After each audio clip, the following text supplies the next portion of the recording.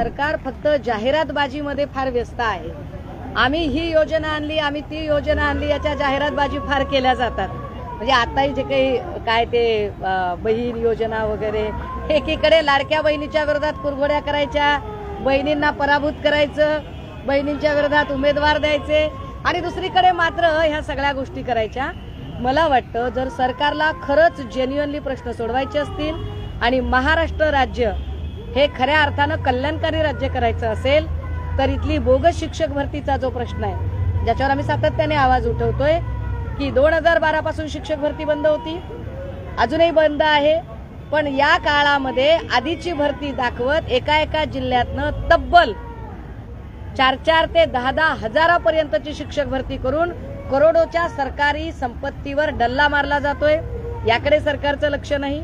Police भरतीचा प्रश्न, याकडे सरकारचं लक्ष नाही, कारण सरकारचं लक्ष हे फक्त आणि फक्त फोडाफोडी करणे आणि स्वतःचे खिसे भरणे याकडे आहे। आम्ही नम्रतेने सांगतोय की हे प्रकरण आम्ही कोर्टातही भांडतोय, आम्ही दोनही प्रकारे ही लढाई लढतोय। या सगळ्या विद्यार्थ्यांना जे राज्याच्या कानाकोपऱ्यातनं इथं विद्यार्थी जमा होते, खूप अपेक्षेने आलेले आहेत, यांना भरतीची एक संधी दिली गेली। सभागृहाच्या पटलावर देवेंद्रजींनी तद्दन खोटी माहिती सादर केलेली आहे।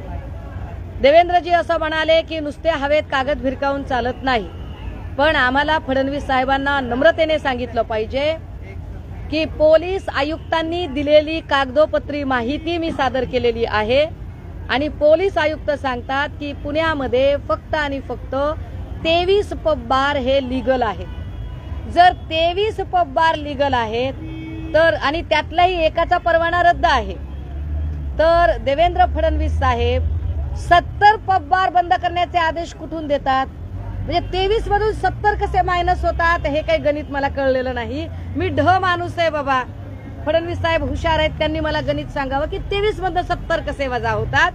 विशेष असं की ज्या लीजर लिक्विड पबवरती कारवाई झाली, बुलडोजरने पाडापाड झाली, ती मुलं ज्या हडपसर मधून आलेली होती, जो कल्ट नावाच्या बारमधून आली होती, या कल्ट शॉपमध्ये लाखो रुपयाची बनावट दारू सापडल्या कारणाने वर्षभरापूर्वीच ते हॉटेल ते बार सील केलेलं होतं। कोणी नंतर ते सील उघडलं, कोणी परमिशन दिली?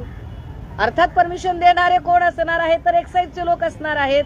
म्हणजे पुन्हा शंभूराज देसाईंकडे होतं, तर शंभूराज देसाई मला धमक्या देतात दरवेळेला, अब्रू नुकसानीचा दावा टाकेल। मी त्यांना त्याही दिवशी सांगितले आणि आताही सांगते, लहान पोरांच्या डायपरसाठी त्या नोटिसा वापराव्या लागतील। तुमच्या नोटिसांना आम्ही घाबरत नाही। आम्ही तुम्हाला वारंवार प्रश्न विचारणार। या राज्याला कल्याणकारी राज्यामध्ये रूपांतरित करणं ही आमची नैतिक जबाबदारी आहे, आणि त्यासाठी सत्ताधाऱ्यांना आम्ही वारंवार प्रश्न विचारत राहू, आणि आम्ही सत्ताधाऱ्यांच्या विरोधात अत्यंत लोकशाहीच्या सम्यक मार्गाने आंदोलन करत राहू।